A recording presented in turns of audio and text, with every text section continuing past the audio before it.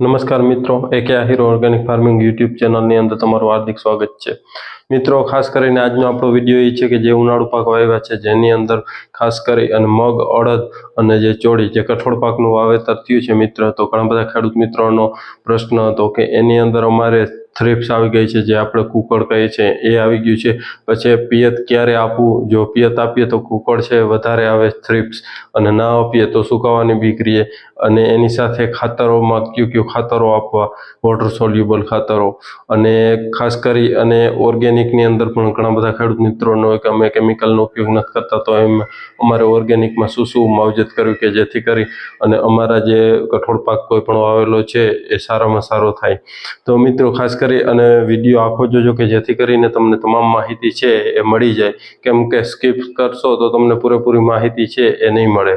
હવે મિત્રો, ખાસ કરીને જે આપણે વાત કરીએ તો મગ, અડદ અને ચોળીમાં જ માવજત કરવાની હોય તો સૌથી પહેલા આપણે વાવ્યા ત્યાંથી વાત કરીએ તો પ્રથમ પિયત ક્યારે આપવું, તો જે તમે પિયત આપ્યું છે સમજી લ્યો પહેલું કે જે કોરવાણનું, એ પિયત આપ્યા પછી જો તમારે નબળી જમીન હોય તો તમે 20 દિવસે આપી શકો છો બીજું પિયત, અને જો તમારે સારા માયલી જમીન હોય અને એમ કહીએ તો ભેજ સંગ્રહ વધારે હોય તો તમે 25 દિવસ બીજું પિયત આપી શકો છો। એટલે 20 થી 25 દિવસે બીજું પિયત આપવું, એને આપણે પ્રથમ પિયત કહેવાય છે, કેમ કે એ ઉગાવવાની અંદર જે પિયત આપ્યું એ તો ઉગવાનું જરૂર પડે જ છે, એટલે એ પિયત ન લેખાય। એટલે પ્રથમ પિયત છે એ ત્યારે આપવું।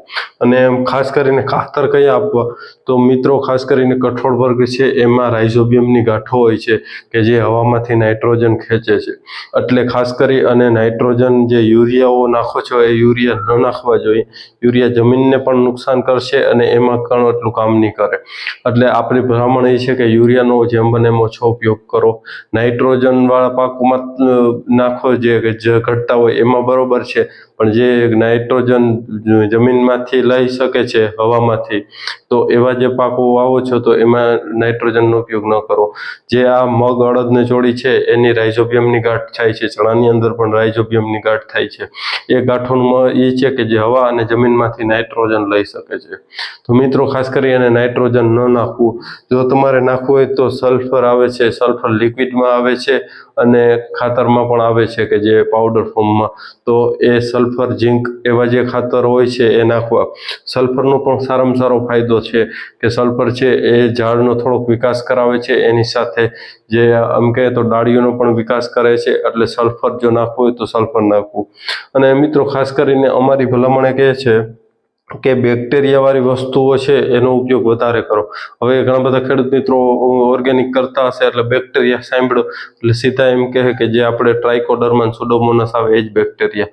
ના મિત્રો, એવું નથી। હવે હું તમને ફોટો બતાવું છું કે જે તમે આ બધી પ્રોડક્ટો છે કે જે ખાસ કરી અને તમે ફોટામાં જોયું, પહેલાં જે આપણે OWDC છે કે જે વેસ્ટ ડીકમ્પોઝર, આ વેસ્ટ ડીકમ્પોઝર છે એ ખૂબ જ ઉપયોગી અને ખૂબ ફાયદાકારક છે।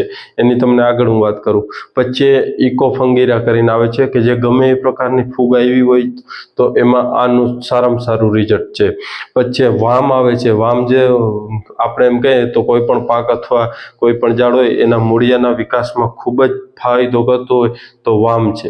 અને ત્યારબાદ આપણે વાત કરીએ તો આ જે ટ્રાઇકોડર્મા કે જે ટ્રાઇકોડર્મા આવે છે, જે ટ્રાઇકો, તો એ ખાસ કરી અને એનું જે ટ્રાઇકોડર્મા જે આપણે બેક્ટેરિયા ઘણા બધા પાવડર ફોર્મમાં આવે છે, એ જ રીતના આનું સારામાં સારું રિઝલ્ટ આવે છે કે જે ટ્રાઇકોડર્માનું, અને એ પણ ખૂબ જ ઉપયોગી છે। એની સાથે જે નાઇટ્રોજન, ફોસ્ફરસ ને જે પોટાશ નાખે છે કે જે NPK, તો NPKના પણ બેક્ટેરિયા આવે છે જે તમે જોઈ શકો છો કે આ બોટલની અંદર। એટલે મિત્રો, તમામ પ્રકારના બેક્ટેરિયાઓ આવે છે। હવે માત્ર આ તમારે એક ડ્રમ અથવા કોઈ પણ જે ડ્રમ હોય છે વધારે પ્રમાણમાં બનાવવું હોય તો ડ્રમની અંદર આને તમે મલ્ટીપ્લાય કરી અને તમે ઘરે જ બનાવી શકો છો। બજારમાંથી કોઈ ચીજ તમારી જરૂર નથી, પણ તમારે માત્ર આમાં મહેનત છે અને નહીં એવી કિંમતની અંદર આ તમામ બેક્ટેરિયાઓ છે એ મળી જાય છે। તો કોઈ પણ ખેડૂત મિત્રોને આ જોતા હોય તો ખાસ કરીને આપણું વોટ્સએપની અંદર એક ગ્રુપ છે કે ગ્રુપની લિંક વિડીયોના ડિસ્ક્રિપ્શનમાં, ત્યાંથી તમે ગ્રુપમાં જોડાઓ અને ખાલી એક મેસેજ કરી દેજો, એટલે તમને હું એના આખા નંબર અને ડિટેલ છે એ તમને મગાવી શકી। ગુજરાતના કોઈ પણ ખૂણે છે એ તમને અહીંયા મળી જશે। જશે કુરિયર દ્વારા, એટલે તમે લઈ શકો છો. અને મિત્રો એનું ખૂબ સારામાં સારું રિઝલ્ટ છે. અમે વર્ષોથી આ પ્રોડક્ટનો ઉપયોગ કરીએ છીએ. એક જ વખત ખર્ચો છે, પછી તમારે માત્ર ગોળથી બનાવવાની, અને કઈ રીતના બનાવવાની એક વસ્તુઓ છે એ તમે યુટ્યુબની અંદર સર્ચ કરશો એટલે આપણા વિડીયો આવી જશે કે કઈ રીતના એક વસ્તુ છે એ બનાવવાની અને કઈ રીતના બનાવવાની એ પણ આપણે ડેમો સાથે બતાવ્યું છે. એટલે આપણી યુટ્યુબ ચેનલને સબસ્ક્રાઇબ ના કરી હોય તો સબસ્ક્રાઇબ કરી લેજો. એટલે મિત્રો ખાસ કરી અને બેક્ટેરિયાવાળી જે પ્રોડક્ટો છે એનો ઉપયોગ કરવો ખૂબ જ જરૂરી છે, કેમ કે આવનારા સમયની અંદર જો આ રીતના આપણે જે કેમિકલવાળી દવાઓનો ઉપયોગ કરશું તો આપણી જે એમ કહીએ કે જમીન છે એ બગડી જશે. એટલે બેક્ટેરિયા ખાલી જે નામ પડે એટલે જે સુડોમોનાસ ને ટ્રાઇકોડર્માના જે પાવડર ફોર્મમાં આવે છે એ જ બેક્ટેરિયા ખેડૂત મિત્રો સમજે છે, પણ ના એવું નથી. આ તમને આટલા બતાવ્યા એ પ્રકારના અલગ અલગ બેક્ટેરિયા ઘણા આવે છે કે જેનો તમે ઉપયોગ કરી શકો છો. ઝીંક, સલ્ફર ને એવા છે એના પણ ઘણી બધી કંપનીઓ બનાવે છે. તો સારા માયલી યોગ્ય અમે જે વિશ્વાસ આવ્યો અને અમને ખૂબ સારામાં સારું છે કે જે DKC કે ડૉક્ટર કિસાન ચંદ્રાની પ્રોડક્ટ છે ખૂબ સારી અને લાભદાયક પ્રોડક્ટો છે. એનો અમે ખૂબ સારામાં સારો ઉપયોગ કરીએ. મિત્રો આ પ્રમોશન નથી, પણ આપણે અનુભવ અને ખાસ કરી અને એમ કહીએ તો ઓછા ખર્ચની અંદર ખેડૂતને વધારે બચત થાય, પાકો વધારે આવે, એટલે એ માટે ખાસ વિડીયો. અને હવે ઘણા બધા ખેડૂત મિત્રોને એ આપણે આગળ કીધું કે OWDC કે જે વેસ્ટ ડિકમ્પોઝર છે શું છે. તો મિત્રો કુકડમાં જે માવજત કરવાની આવે છે ખાસ કરી, અને અત્યારે એ પ્રશ્ન મેન છે કુકડમાં. તો કુકડમાં જે ખાસ કરી અને જે વેસ્ટ ડિકમ્પોઝર છે એ 4 થી 5 દીનું બનાવેલું હોય છે, એનો તમે પ્યોર સ્પ્રે કરશો તો તમને એમાં સારામાં સારો ફાયદો થશે. એની સાથે ઓર્ગેનિક કોઈ પણ નીમ તેલ કે જે નીમ ઓઇલ આવે છે એ પણ લઈ શકો છો. અને જો તમે ઓર્ગેનિક કરો છો તો તમે અગ્નિ અસ્ત્ર છે એનો પણ ઉપયોગ કરી શકો છો.